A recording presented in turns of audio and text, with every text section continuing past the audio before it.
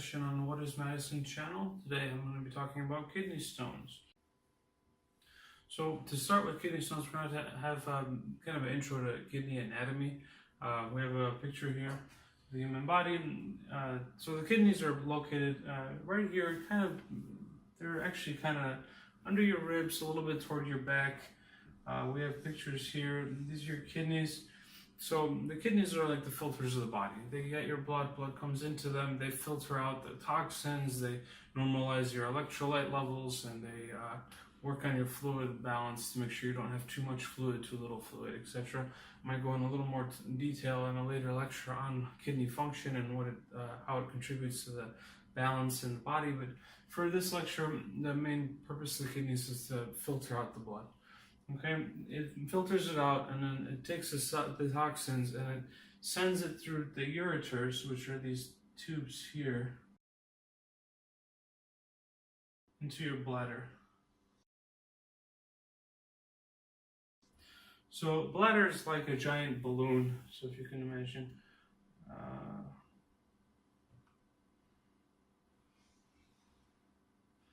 you have this bladder. And then you have your ureters, like send the urine that's produced from the kidneys down to your bladder. Bladder is like this giant balloon, and it has like muscles within it and around it that, if you can imagine, kind of like a strip of bacon around the balloon. When you want to go urinate, the muscles squeeze, pushing the urine out. Urine goes out through the urethra and then out through the outside via either male or female anatomy, respectively. So bladder, like a balloon, urine flows into it. Muscles that are around the bladder press on it, pushing the urine out.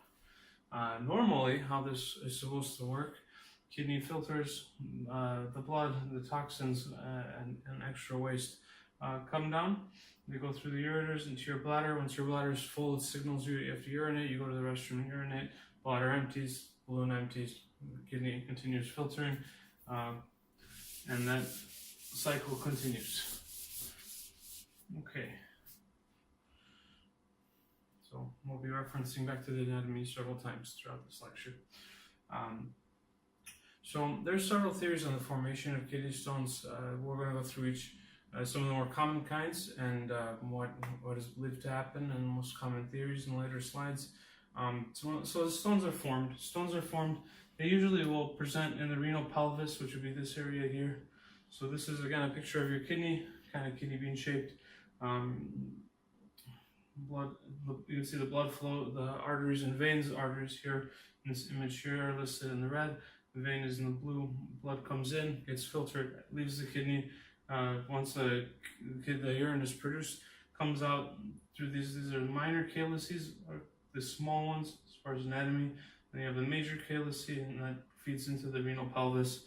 So the stones are formed, and they'll actually stay here and they can stay here for long term, or they can be dislodged. Once they're dislodged, they go down.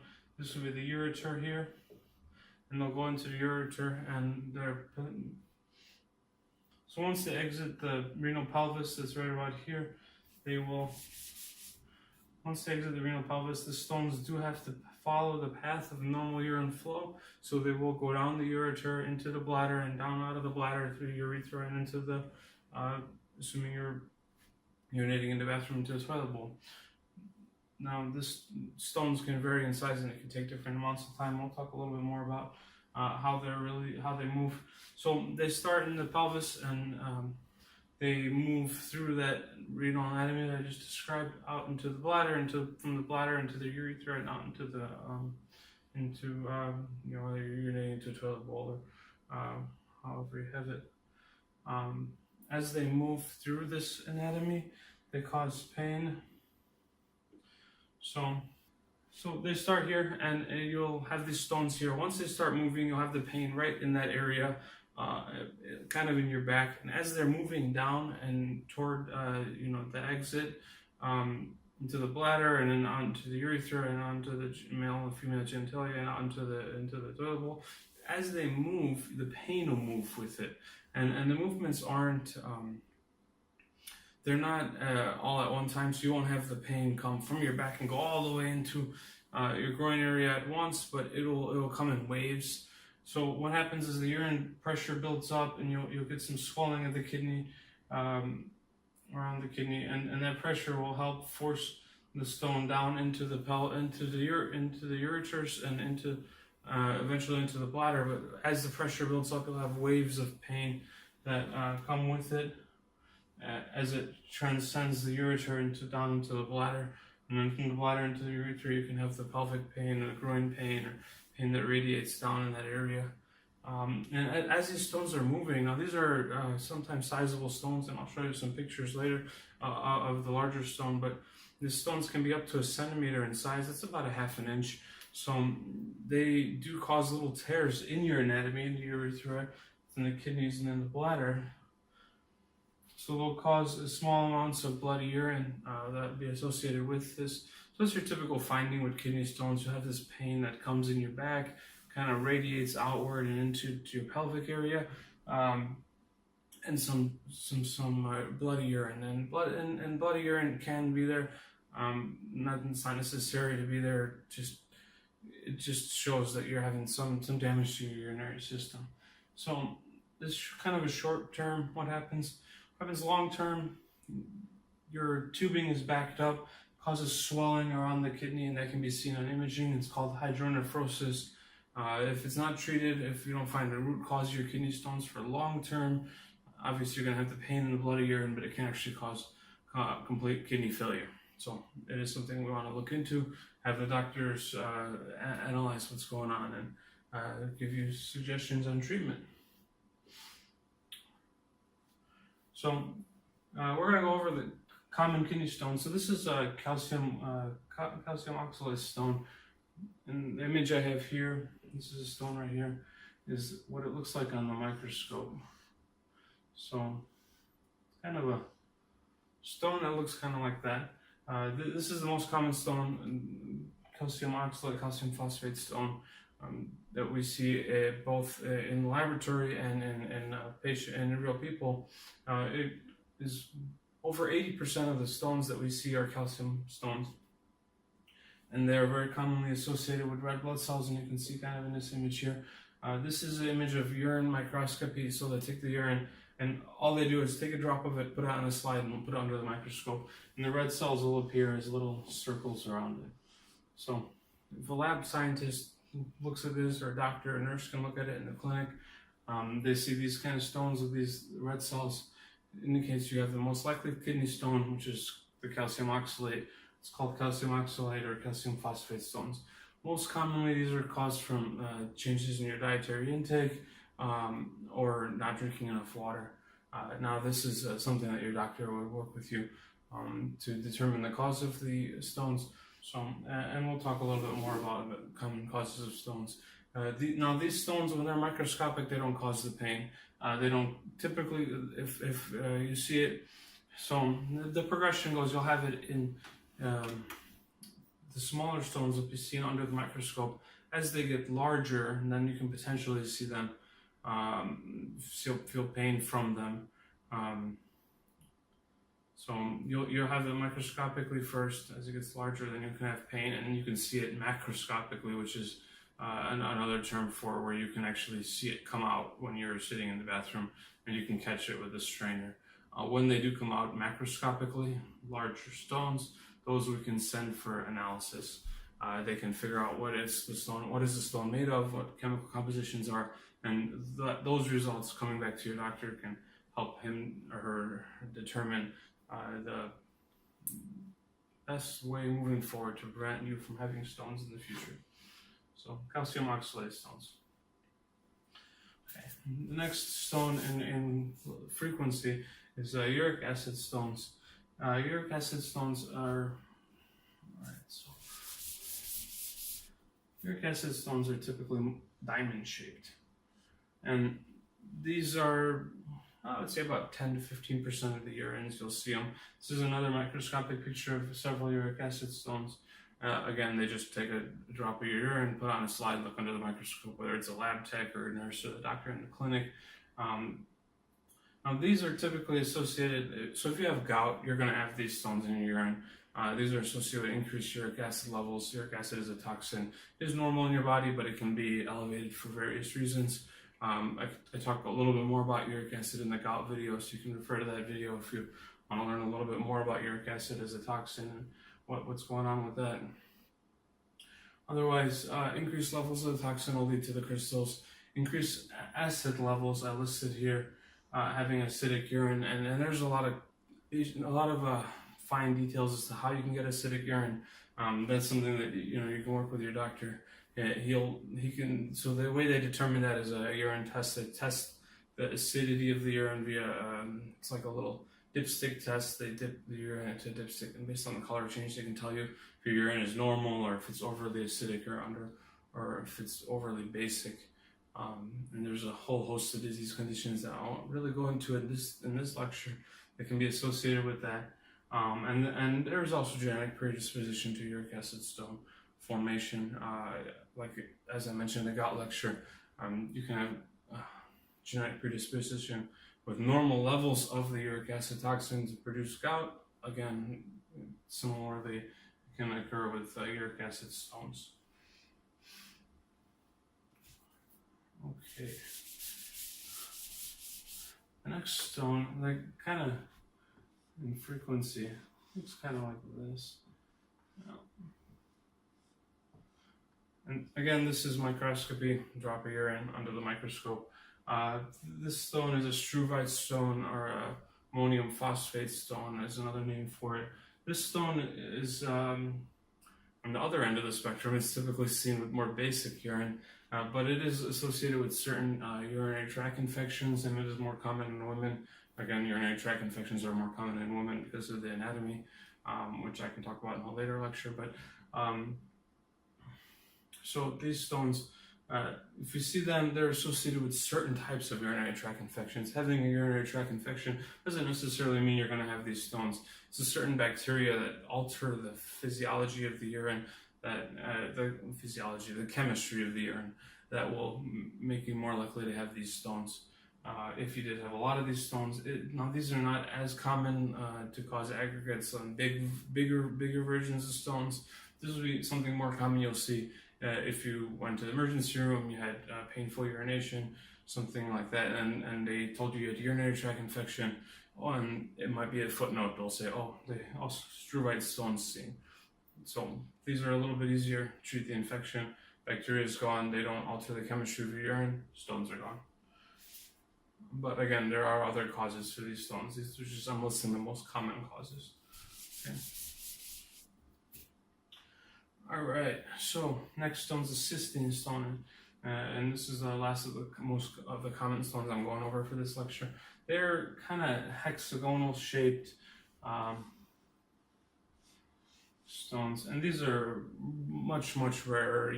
Typical lab scientists probably won't see these. Doctors and nurses probably won't see these. There's a huge genetic predisposition with these, and so people who have these as adults, typically they'll have them as children. Doctors will be well aware of it. We do newborn screening in most states in the U.S. When babies are born, and they test for genetic defects that would potentially lead to this stone formation.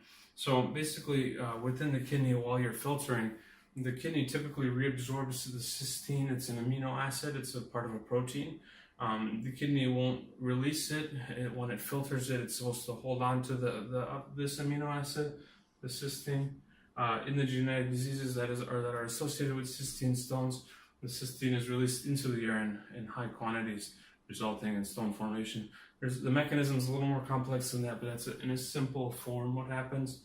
The cysteine is released into the along with the other toxins, and stone formation occurs. Again, this is one of the less common forms. Typically, you'll know from childhood because you'll get diagnosed from the newborn screen that's sent on every newborn in most states. All right, so I wanted to include some random facts for some of these longer lectures. A random fact may be medically related, it may not be medically related. This random fact, prior to being in medical education, I worked for a power tool company, and this is a Bosch circular saw. and they go through testing for these. They actually test them in a number of hours to see how they perform mechanically. And when I was working with these equipment, this was back when I was 18, very young, I did cut 22 miles of wood testing one of these over 2.5 months. You can just imagine me walking down the highway with a circular saw, cutting 22 miles of wood.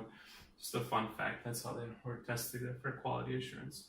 So back to kidney stones. So some of the theories on why they occur. The most common theory is it's due to dehydration leading to overconcentration. So if you can imagine your urine's filtering. So just try to do like a funnel. So we can imagine this is a funnel. Okay, you have a certain number of particles in a fluid within that funnel. Okay. Now these so this is normal. These fluids can exit one at a time, and you won't have any issues. Now imagine a second scenario where you have much less fluid. These can, same number of particles, much less fluid. So scenario A, scenario B. Scenario A, these can leave one at a time through the funnel filtrations, the filtration system. Scenario B, the funnel, there's much less fluid. These all get clogged at the exit. That's one of the factors. They all get clogged at the exit. And then you also have the chemistry that predisposes you to get the stones. So these three are going to aggregate together and make one big ball that'll get stuck right here. And surprise, you have a kidney stone. So that's the most common belief mechanism. It is a little more complicated than that when you go into the fine details in the chemistry. That's something that your doctor can talk to you about, and depending on if you have predisposing factors within your chemistry or not, they can alter, they can give medications or give dietary suggestions. Now, that is the next bullet point. We're going to talk a little bit about what kind of food and drink predisposes you to having kidney stones, but sometimes you can alter what you eat and drink, and it can help reduce the risk of kidney stones. As we talked about infection with the struvite stones, they alter the immunochemistry and they lead to struvite stone formation. It's a relatively simple one. You have those stones in your urine, you have bacteria forming, altering the chemistry, causing those stones to be formed. Kill the bacteria with some antibiotics, stones disappear, right? Genetics, again, it's the most complicated one. We're born with the DNA that we have. Sometimes there are some alterations that occur throughout as we age, but if you're genetically predisposed to have a kidney stone, it's much more difficult to treat. Again, not impossible. Sometimes it can be medication treatments, it can be dietary treatments, it can be dietary supplements if you need to alter the physiology of your urine. Even if your urine is acidic because of genetics, for example, for the uric acid stones, you can give certain medications to alter the acidity of the urine, make it less acidic, less stones formed, you have less kidney stones, less pain, less problems. So these are typically the whys and why they occur. Again, if you go into so for example, if you Google it, there'll be much more complex explanations. This is just kind of the most common broad view, simple explanations. Biggest one, dehydration, not drinking enough water. And this is kind of the theory I explained. When you have enough fluid, the solutes, so fighting this one, so the circles represent solutes, things that are being filtered out. They can leave the tubes one at a time. When you don't have enough fluid, they'll get clogged at the exit. And they form this stone, big stone, they get stuck and it becomes a kidney stone. Okay, moving forward. Some of the arrows can fly. So, who gets it? I talked about not drinking enough fluids, low fluid intake, dehydration. That was the theory I just erased up there. Low calcium. If you don't consume enough calcium, you don't drink milk or take calcium supplements, that can predispose you to have kidney stones. High sucrose or fructose. Those are two different types of sugars. So people who drink a lot of soda, they consume a lot of sugar. increases your likelihood of kidney stones. High vitamin C, that alters the chemistry within the urine system, so that can increase your risk of stones. Now, vitamin C is a good vitamin to be consuming, so even if you have stones, you don't want to jump to the conclusion that it's because of, So even if you have stones, you don't want to jump to the conclusion that it is because of your vitamin C, because it could be from other physiology. This is where catching the stone and having it sent off for analysis is very important, because they can tell you that maybe your vitamin C isn't the cause of your kidney stones. It could be something completely different. So, again, these lectures are for education only, not for altering medical practice, but something to keep in mind. When you see something on my list here, it doesn't mean run and change this. If you see something on the list, it's just kind of to explain why it is affecting your your risk of stone formation. So some things like your sugar levels, your calcium levels, and your vitamin C. These are things that your doctor can analyze based on stone analysis when they get the results for that, and they can give you advice on whether altering your medications or diet would be appropriate. So some genetic conditions. Here I have a picture of a horseshoe kidney. It's something that you're born with, so the doctor will know before. They'll actually know before you're born, because they do the ultrasounds within in utero. The kidneys are connected as one. Increases your risk of having kidney stones and other alterations. Again, this is something you'll know that it's diagnosed before you're born, so you'll be following with treatment with the pediatric kidney doctor and an adult kidney doctor. So it'll be kind of a ongoing long-term thing. Obesity and diabetes. So obesity, if you lower your weight, you're going to reduce your incidence of kidney stones.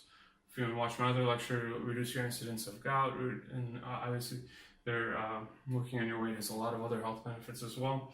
Diabetes, again, if your sugars are better managed, reduce your likelihood of getting kidney stones. Certain bowel conditions. So these actually bounce back to your diet. So certain bowel conditions can alter how you absorb various nutrients, so they can alter your calcium absorption. So you may be taking in enough calcium, but because you have a bowel condition like inflammatory bowel diseases like ulcerative colitis or Crohn's disease, depending on the disease, they can alter your absorption of various nutrients, making a chemical imbalance. Again, the best way to determine if these are affecting your nutrient levels is to send that stone in, figure out what's in the stone. Knowing what is in the stone, what it's made of, it helps alter the treatment algorithm to determine how to prevent future stones from forming. Okay.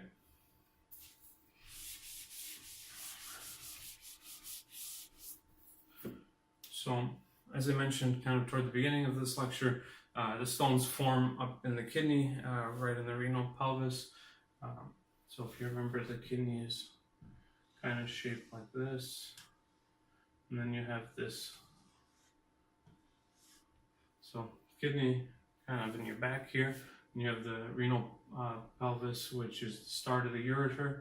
The ureter flows down into your bladder. So the bladder is this giant balloon that's right in your lower stomach area. So pain starts where the stone starts, up in your kidney. So as it's dislodged, comes in waves as your body, as the pressure builds up in your body, it starts trying to push the stone through the system. As it flows down your ureter, the pain radiates down into your pelvis and into your groin area, as it comes into your bladder, and then it is expelled from your urethra. So each stone will cause pain. You can have pain on both sides because you have two stones, one on each side, obviously. Once the stone is gone, the pain is gone. So you pass the stone and you still have pain, there is a chance that you have more than one stone. So just keep that in mind.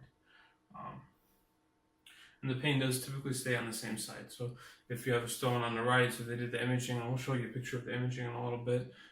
If they did the imaging and the stone's on the right, then your pain will be all on the right side. It's not like some of the other diseases that I may talk about. Some of the other diseases, the pain may be on the other side of the injury.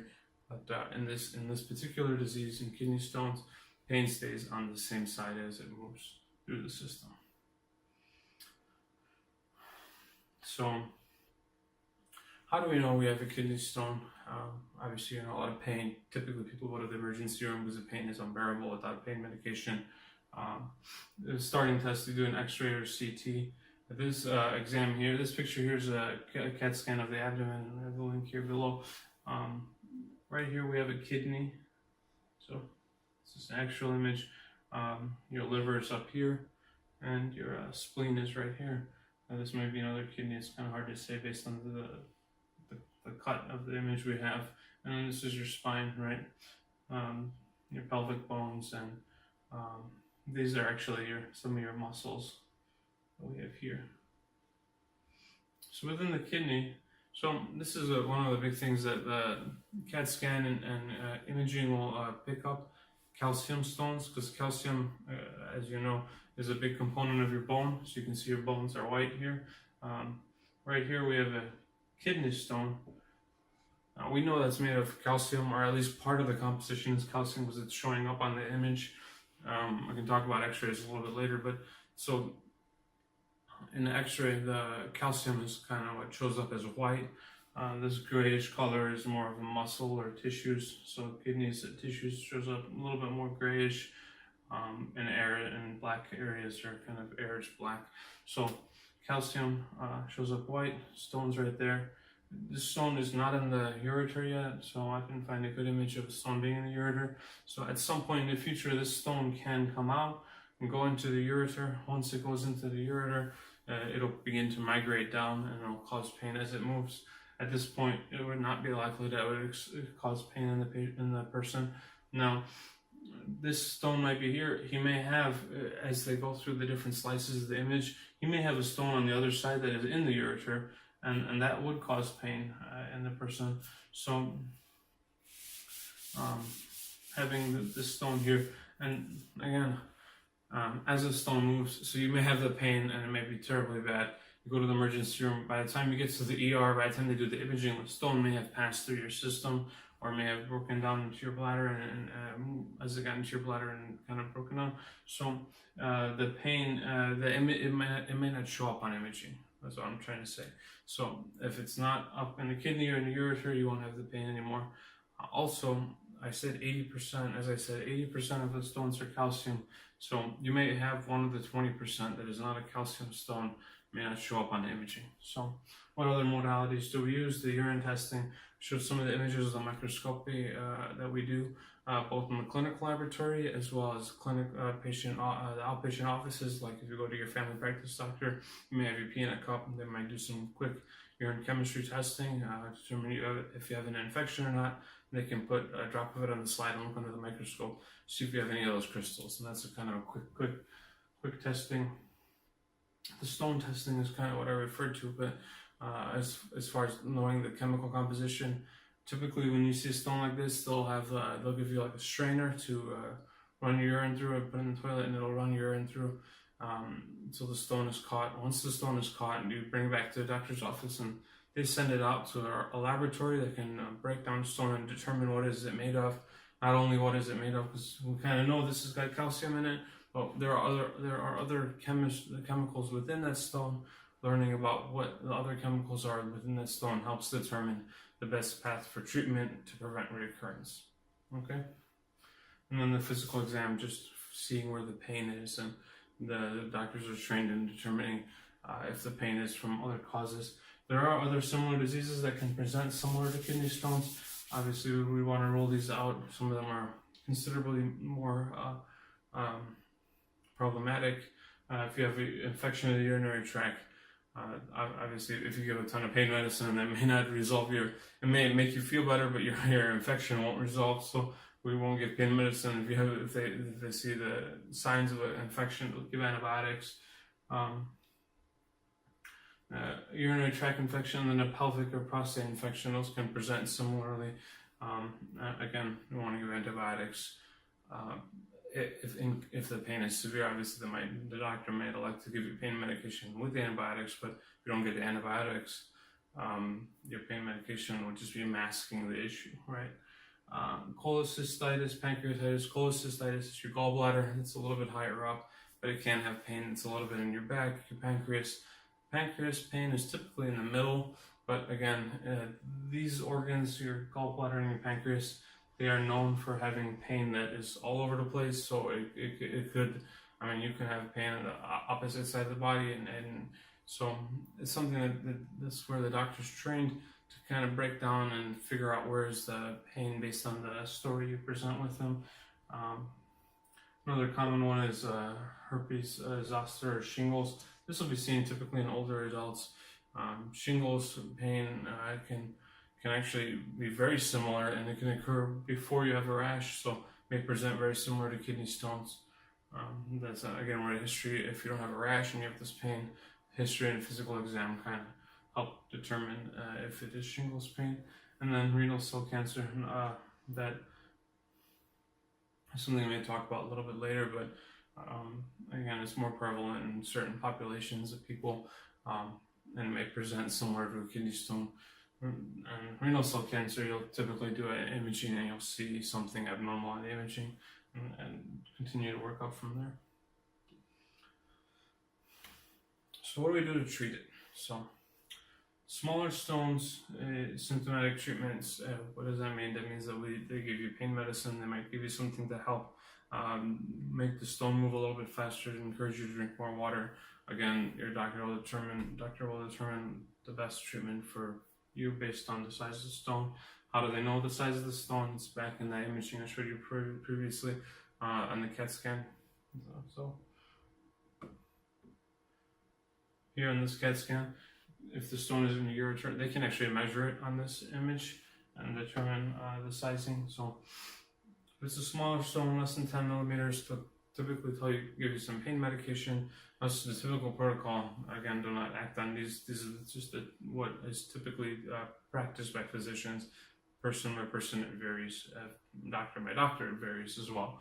But they'll give you some pain medicine, whether it be like an ibuprofen or Aleve or something stronger.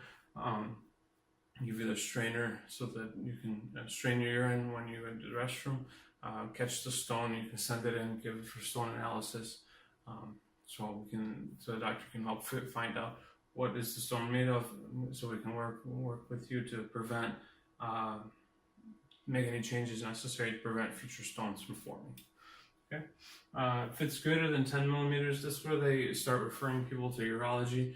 Urology has two mechanisms to remove the stone. There's an ultrasound method where they send high frequency sound waves directly to the stone, and it doesn't affect other organs, but it does break the stone into smaller pieces, and that helps it pass faster through the system.